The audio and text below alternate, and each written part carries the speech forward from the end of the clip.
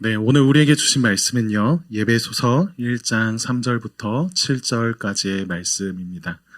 예배소서 1장 3절부터 7절까지의 말씀이에요.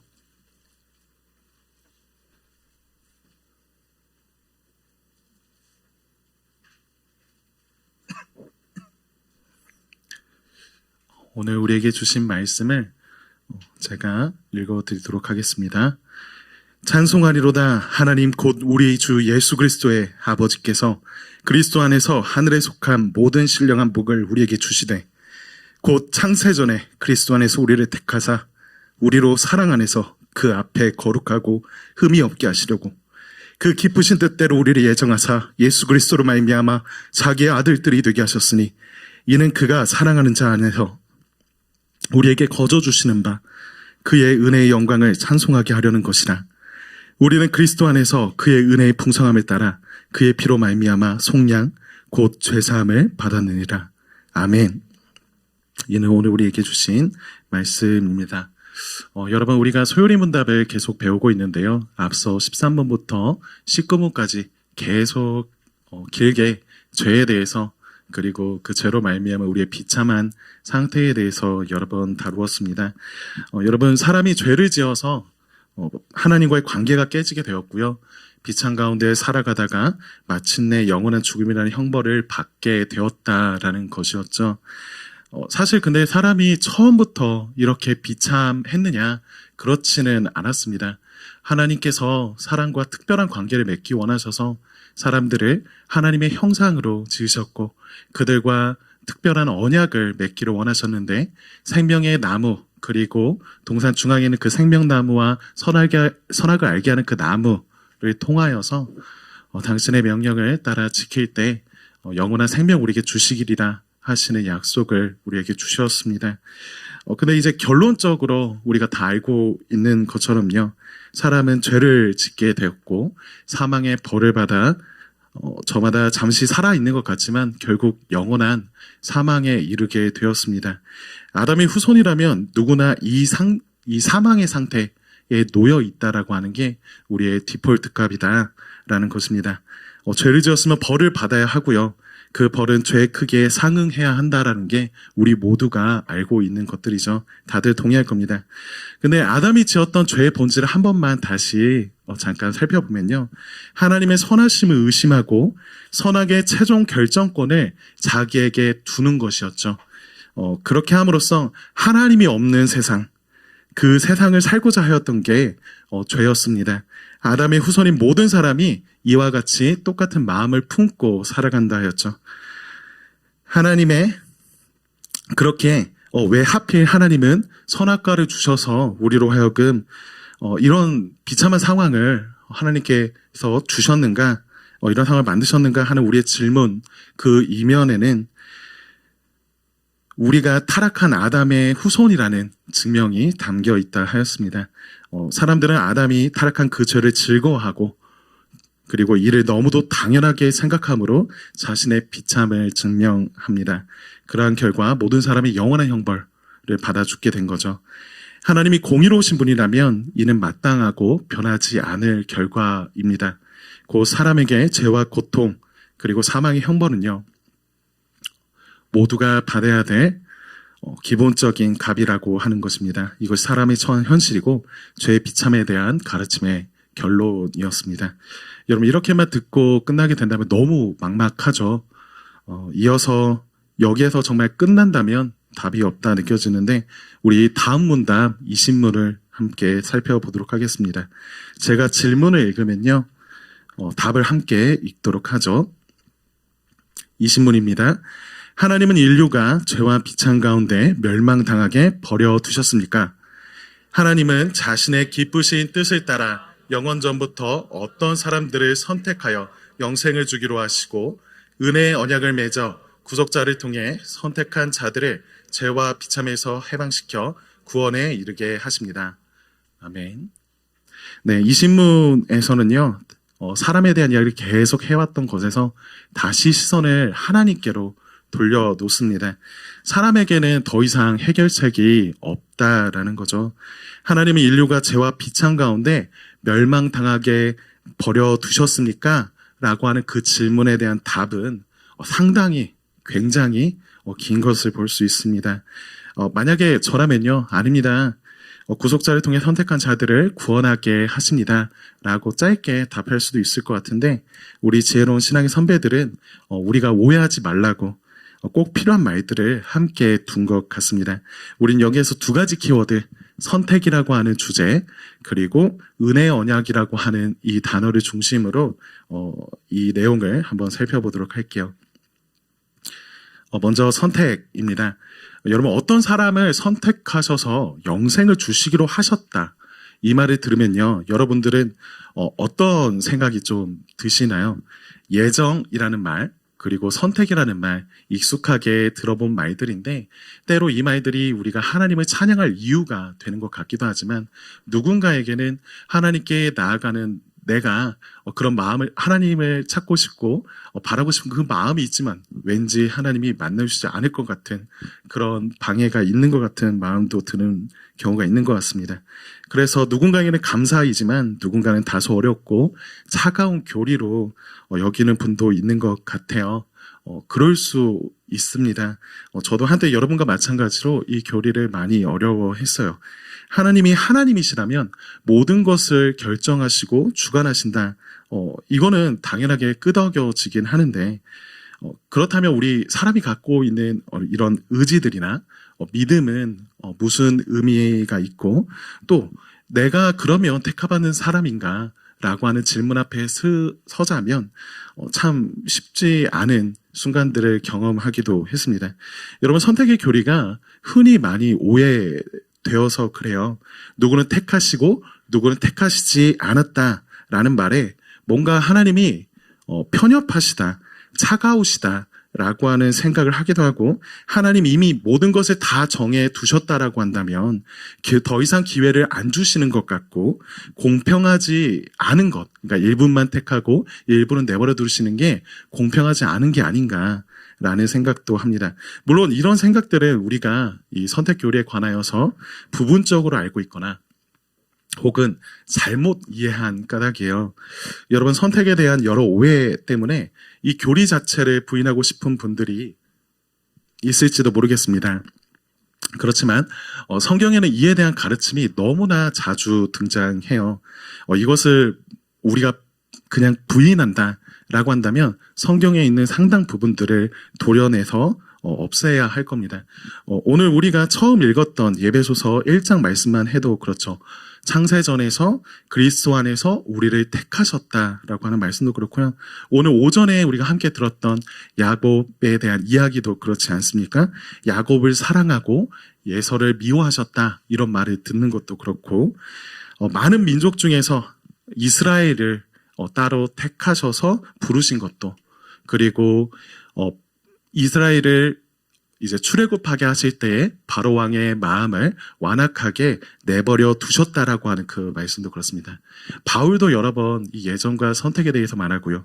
베드로도 그렇고 계시록에서 사도 요한이 생명책에 대한 이야기를 하면서 그곳에 이름이 적혀 있다라고 하는 내용들도 보면 우리가 이것을 그냥 부인하기에는 성경을 다 이렇게 편집해야 하는 어려움이 있다는 것을 알 수 있습니다. 무엇보다도 예수님께서 그렇게 말씀하셨어요. 요한복음 6장 37절의 말씀입니다. 아버지께서 내게 주시는 자는 다 내게로 올 것이요 내게 오는 자는 내가 결코 내쫓지 아니하리라. 아버지께서 내게 주신 자가 있다라고 말씀하세요. 이처럼 성경이 거듭 말씀을 하고 있듯이 기독교의 정통적인 교단이라면 선택 교리라고 하는 것 자체를 부정하는 곳은 없습니다.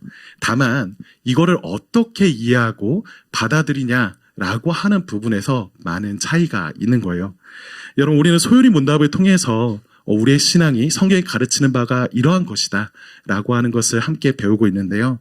소요리 문답은 이 선택에 대해서 말할 때 영원 전에 이루어졌다라고 말하고 있습니다. 에베소서에는 창세 전이라고 말했었죠. 그러니까 세상이 만들어지기도 전에 시간과 공간이 있기도 전에 하나님이 어떤 이들을 택하셨다라고 말하고 있어요. 영원 전이다 혹은 창세 전이다 라고 말을 하니까 우리가 생각하기에는 뭔가 과거에 어떤 이런 하나님께서 하신 일이 있구나 라고 하는 생각이 들긴 하지만 그런 버릇이 있지만 사실 영원이라고 하는 그 개념, 갑자기 좀 졸리기 시작하는 부분이 있는데 그 영원이라고 하는 개념은요, 시공간을 초월하는 개념입니다. 고로 우리는 시간 속에서 사고하고 따질 수밖에 없는 게 우리 사람이지만 실은 영원이라고 하는 것은 과거만이 아니라 현재에 있어서도 그리고 미래에 있어서도 그 모든 것을 너머에서 있는 것이 영원이죠. 이 전부를 포괄하고 있는 거예요. 그러므로 단순히 옛날에 정해져서 지금과는 상관없는 이야기, 내가 어떻게 예수님을 믿겠다라고 하는 이 마음과 전혀 상관없는 이야기는 아니라 오히려 현재와 미래까지도 이 영원한 선택을 따라서 함께 이루어진다라고 하는 것을 말씀드립니다. 여러분, 갑자기 조금 어렵죠? 여러분, 다시 소요리 문답을 조금 살펴볼게요. 그냥 영원 전부터라고 말하고 있지 않아요. 뭐라고 말하냐면 하나님 자신의 기쁘신 뜻을 따라, 하나님 자신의 기쁘신 뜻을 따라 이 선택이 이루어졌다라고 말합니다. 여러분, 선택의 교리를 말할 때 이 부분이 가장 중요한 부분이에요. 이게 핵심입니다. 뭐냐면요, 하나님 자신의 기쁘신 뜻을 따라, 이게 무슨 의미냐면 우리가 본 번역은 지금 분가 개혁사에서 번역한 그 버전인데, 다른 버전을 보면 여기에 뭐가 하나 붙어 있냐면 순전히라고 하는 말이 붙어 있습니다. 그러니까 순전히 자신의 기쁘신 뜻을 따라 택하셨다라는 말이에요. 이게 무슨 의미겠습니까? 이 선택에 있어서 하나님께 영향을 준 것은 하나님 자신의 뜻, 그 외에 아무것도 없다라는 거예요.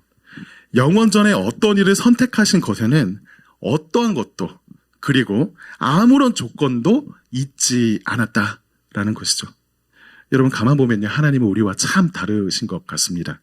하나님의 선택은요, 우리의 선택의 방식과 많이 다른 것 같아요. 우리는 뭔가를 선택할 때 보통 어떻게 하나요? 조건을 따지곤 하죠.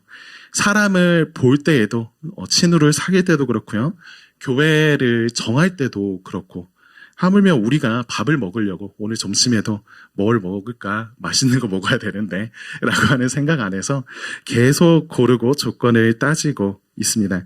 그게 너무나 당연해 보이는 건데, 하나님은 우리를 택하실 때 조건으로 택하시지 않으시고 조건 없이 택하셨다라고 가르치고 있는 거예요. 로마서 9장 16절의 말씀입니다.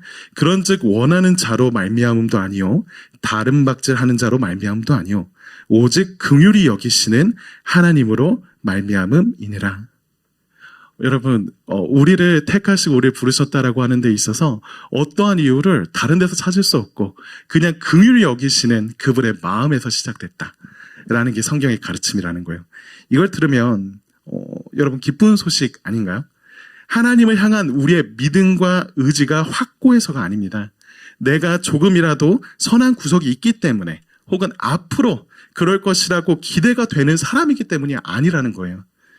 그저 선하신 하나님이 아무 조건 없이 택하시고 부르셨다라는 겁니다. 앞선 문답에서 다룬 우리의 죄와 비참, 그걸 조금 생각해 보면요, 그게 사실이라면 이것이 우리에게 기쁜 소식이다라고 하는 것을, 그리고 하나님의 영광이다라고 하는 것을 받아들이게 되는 것 같아요. 왜냐하면 우리가 그 일에 있어 너무 무능하잖아요. 이 선택의 교리를 너무도 아름답게 노래해 준 한 목사님이 있습니다. 싱클레어 퍼거슨 목사님인데요, 성도의 삶이라고 하는 책에서 이 선택, 예정에 대해서 이렇게 정의를 내리고 있어요. 인용해 드리겠습니다. 한마디로 예정이란 하나님의 사랑하는 마음에서 비롯되었고, 우리를 향해 뛰는 그분의 사랑 넘치는 심장 박동이 우리가 나기 전에 이미 시작되었다고 보는 것입니다. 성경이 그렇게 말합니다. 여기에 미치지 못하는 것은 그 어느 것도 받아들여서는 안 됩니다. 구원에 대해서 그렇게 이해하는 것이 온전히 성경에 부합하는 것입니다. 여러분, 예정이요. 하나님의 마음에서부터, 하나님의 사랑하는 그 마음에서부터 시작된 거라고 말해요. 우리를 향해 뛰는 그분의 사랑 넘치는 심장 박동이 우리가 나기도 전에, 우리가 있기도 전에 시작되었다라고 말하고 있어요. 여러분 너무 감동적이지 않나요? 하나님을 높이고 싶지 않습니까?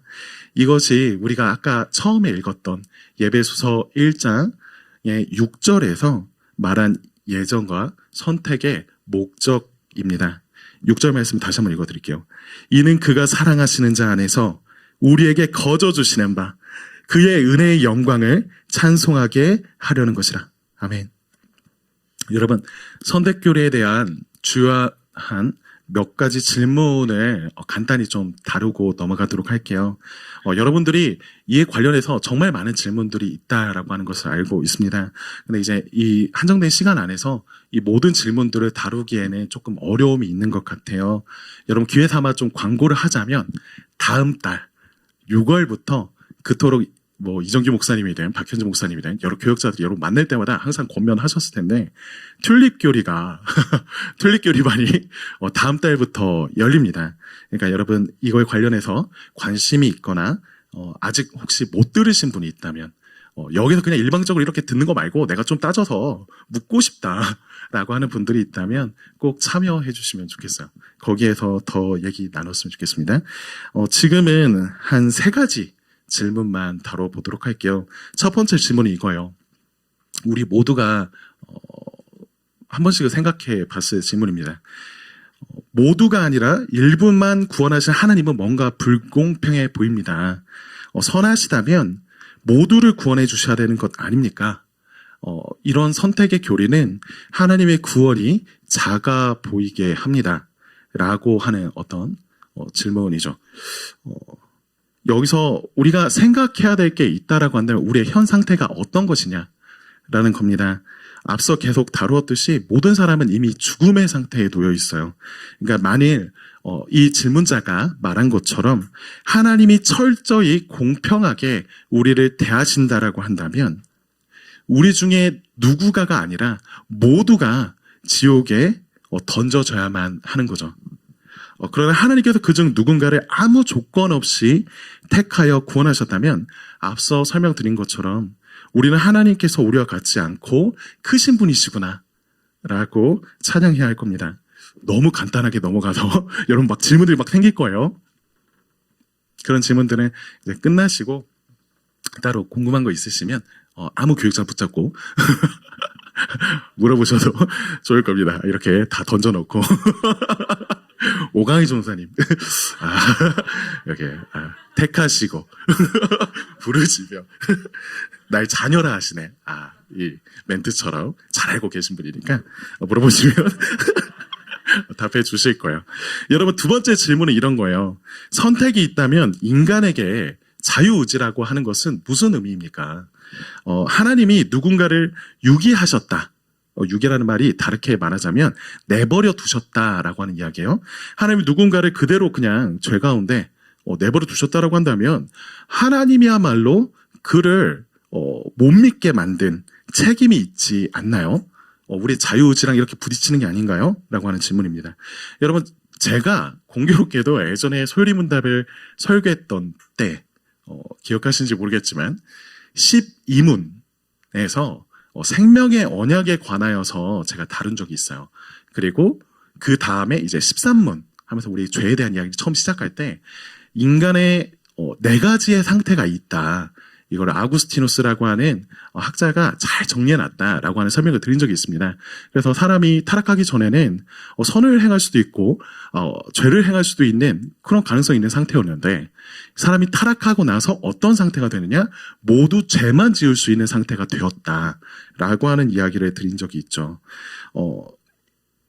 이거를 다르게 좀 표현하자면 이런 거와 마찬가지예요. 타락한 인간의 자유의지는요. 선을 행할 생각이 없어요. 선을 행할 의향이 없는 무능력의 상태에 있습니다. 그러니까 이거를 의향 없음의 무능력이라는 말로 학자들이 얘기하는데 되게 막 어렵죠. 근데 이제 잘 생각해보면 이해가 될 겁니다. 우리가 우리의 자유의지를 가지고 뭔가 행사하는 것 같긴 하지만 전혀 않는 일들은 선택하지도 않고 움직이지도 않는 거예요. 우리의 마음이 계속 죄로 기울어져 있어서 전혀 그 의지가 자유라고 말하기에는 그럴 수 없는 계속 악을 향할 뿐인 마음의 의지이다라고 하는 것을 말씀드릴 수 있습니다. 다르게 말하자면 누군가가 지옥에 가는 이가 있다라고 한다면요, 그 지옥에 가는 이유는요, 그 자신이 그곳을 바랬기 때문이에요. 아닌데요? 그거 아니지 않나요? 싶은데 굉장히 좀 섬뜩한 말이죠. 하나님이 믿지 못하도록 방해하셨기 때문이 아니고요, 그가 원하는 대로 내버려 둔 결과가 죄로 다름질하는 삶이고 그 지옥이라는 겁니다. 여러분,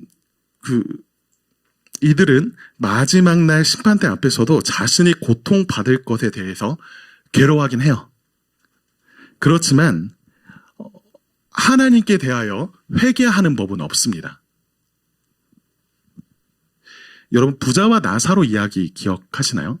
예전에 목사님께서 이 예로 지옥에 대해서 한번 설명하실 때에 예를 들어주셨는데, 여기 부자와 나사로 이야기에서 나중에 지옥에 가잖아요. 근데 이제 이 부자가 이제 자기가 너무 뜨겁고 너무 괴로우니까 이 괴로움을 해결하기 위해서 한다는 말이 뭐냐면, 그 나사로를 자신이 있는 곳에 오게 해달라고 하지 자신이 거기 가겠다는 얘기는 안 해요. 이상하죠? 사실 가장 좋은 게 있다면 거기에 가는 것일 텐데 그는 그것을 바라고 있지 않습니다. 여러분, 결국 책임은 하나님께 있는 게 아니라 각자 사람에게 있는 거예요. 마지막 질문이에요. 선택하셨다면 구원은 자동으로 이루어지는 거냐? 누군가가 아무리 구원받기를 원해도 구원받을 수 없는 거냐? 이해되시나요? 그러니까 만약에 이 선택이 있는 것이 확실하다면 그는 구원을 받을 때 자동으로 아무것도 없이 그냥 결국 구원을 받냐? 혹은 그렇다고 한다면 누군가가 자기가 믿고 싶은 마음이 있고 예수님께 나아가고 싶은 마음이 있는데 그거 하나님이 막으시는 거냐? 라고 하는 질문입니다.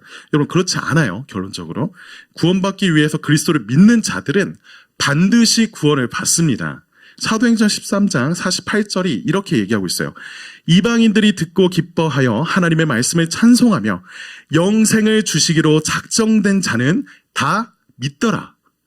여러분, 지금 뭐라고 말하고 있냐면 하나님께서 영원전에 선택하신 그들은 결국으로이 다 믿는다라고 얘기해요. 다 예수께로 나온다라고 말하고 있습니다. 다시 말해서 믿음보다 선택이 먼저이고, 하나님께서는 우리가 예수님을 믿기 때문에 택하신 것이 아니라 예수님을 믿게 하시기 위하여서 이미 우리를 택하셨다라는 거예요. 이렇듯 선택 교리를 제대로 이해한 사람은요, 여러분, 교만할 수가 없어요. 겸손할 수밖에 없습니다. 나에게서 어떤 이유를 전혀 찾을 수가 없기 때문이죠. 모조리 다 하나님의 은혜이기 때문입니다. 때로 이 교리를 충분하게 이해하지 못했다 하더라도 괜찮아요. 자신 역시 이해할 수 없던 것을 은혜의 선물로 먼저 알게 되었을 따름입니다. 자신의 죄의 깊이를 알면 알수록 우리의 타락한 의지보다도 주권적인 하나님께 소망이 있음을 받아들이게 되는 거죠. 여러분, 여기까지 선택에 대한 이야기를 다루었고, 금방 이제 은혜의 언약에 대한 이야기를 다루고자 합니다. 하나님께서 이런 무조건적인 선택에 대해서 이 선택을 실제로 이루시는, 구원하시는 그 방법을 구속자를 통한 구원이라고 하는 방법으로 정하셨는데, 이것이 은혜 언약이에요. 다시 말하자면 하나님께서 무조건적인 선택을 이루시는 방법이 은혜 언약입니다.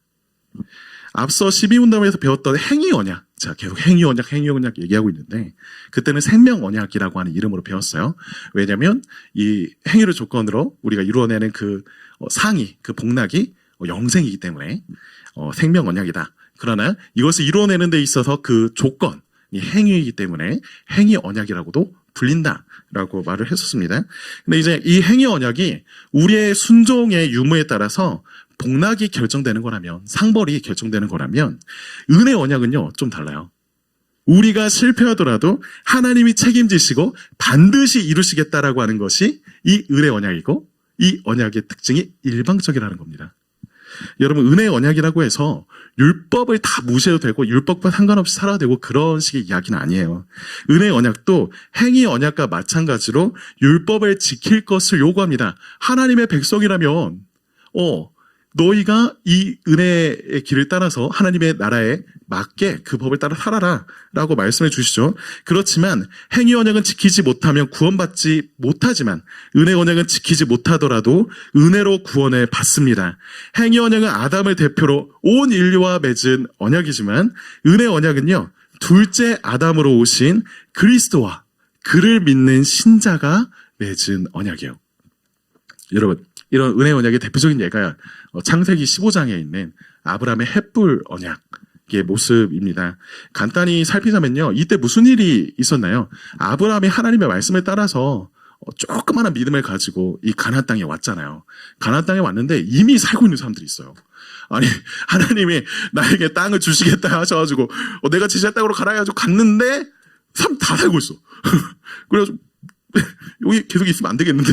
라고 하는 생각으로 조금씩 막 그 날씨, 기근에 따라서 여기저기 막 이동하고 그런 모습들 보이죠?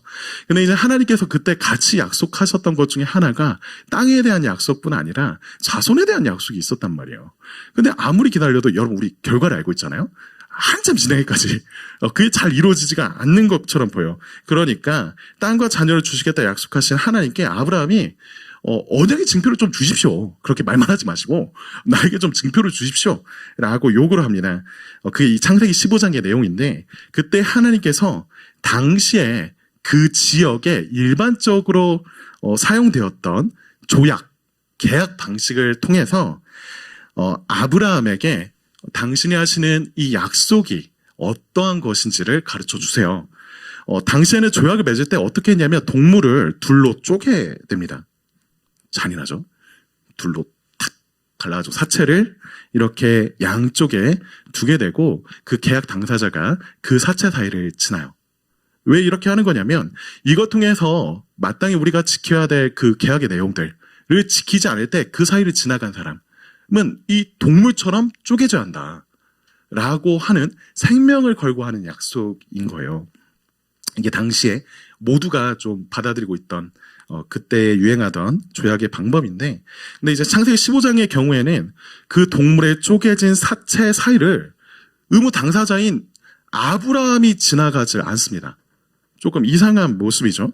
아브라함이 아니라 하나님께서 이룰 것이다 라고 하시면서 타는 횃불이 그 사이를 지나가요. 여러분, 하나님의 말씀, 하나님의 그 뜻을 따라서 우리가 살면 당연히 복을 받고, 지키지 못하면 벌을 받아야 되는 게 기본적인 원리인데, 우리가 그것을 지키지 못함으로써 받아야 될 그 책임을 하나님께서 더 이상 아담의 때와 같이 그 자신에게 두지 않고 내가 책임지겠다라고 말씀하시는 겁니다.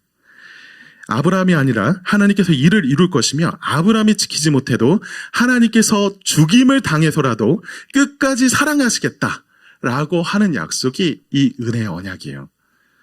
여러분, 은혜의 언약은요, 행위 언약을 그냥 다 없애버리고 다 이제 치워버리고 맺은 것이 아닙니다.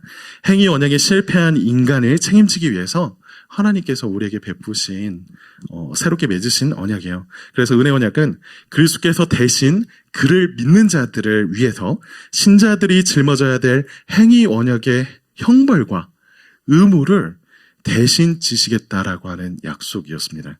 여러분, 아담이 타락한 이후에 구약과 신약에서 구약과 신약, 이 성경에서 나타난 모든 언약은요, 다 이 은혜 언약에 속해요.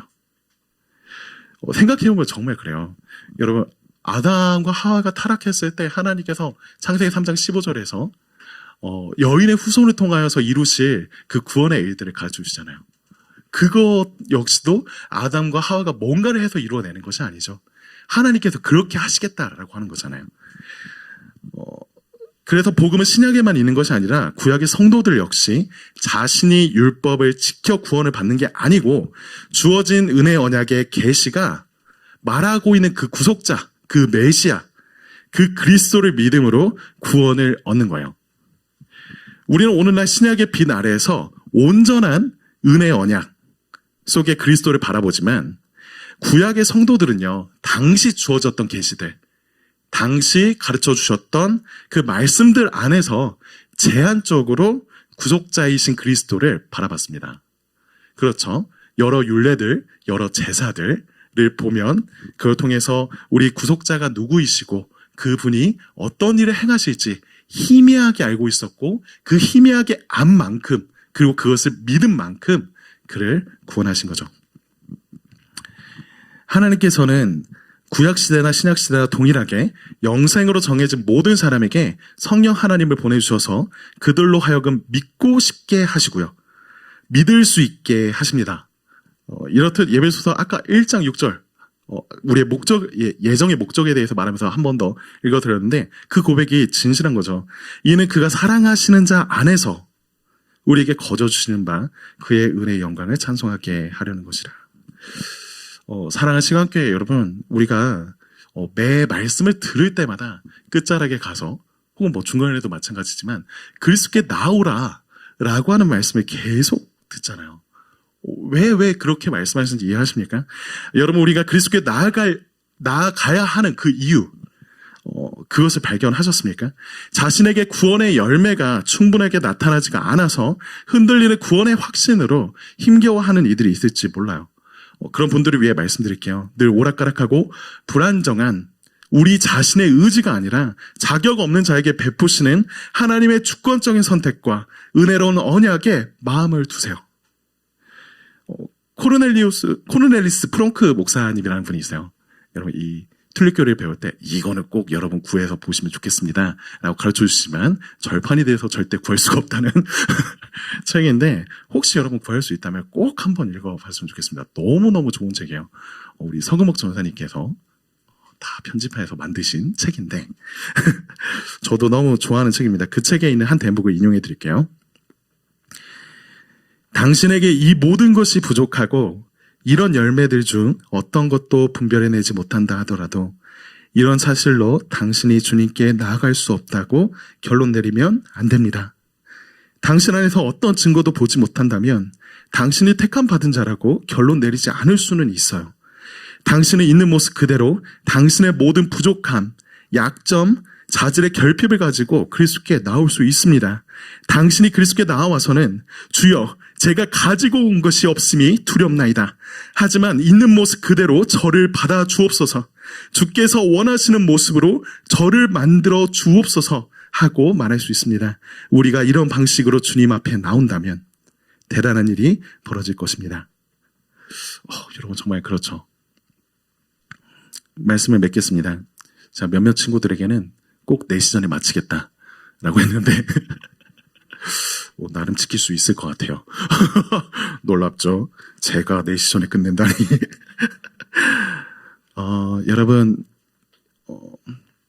우리가 다룬 이 모든 내용들, 이 교리들 보면요.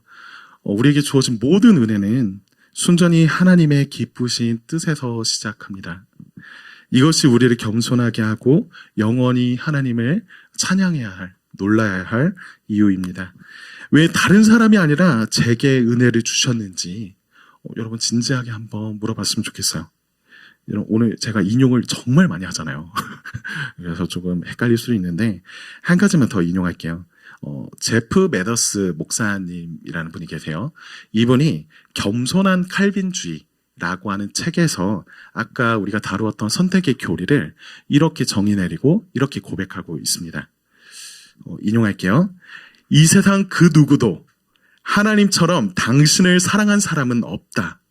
선택의 의미는 이 세상에서 그 누군가 당신을 사랑하기 전에 하나님이 가장 먼저 당신을 사랑하셨다는 뜻이다. 다시 한번 읽어드릴게요. 이 세상 그 누구도 하나님처럼 당신을 사랑한 사람은 없다. 선택의 의미는 이 세상에서 그 누군가가 당신을 사랑하기 전에 하나님이 가장 먼저 당신을 사랑하셨다는 뜻이다.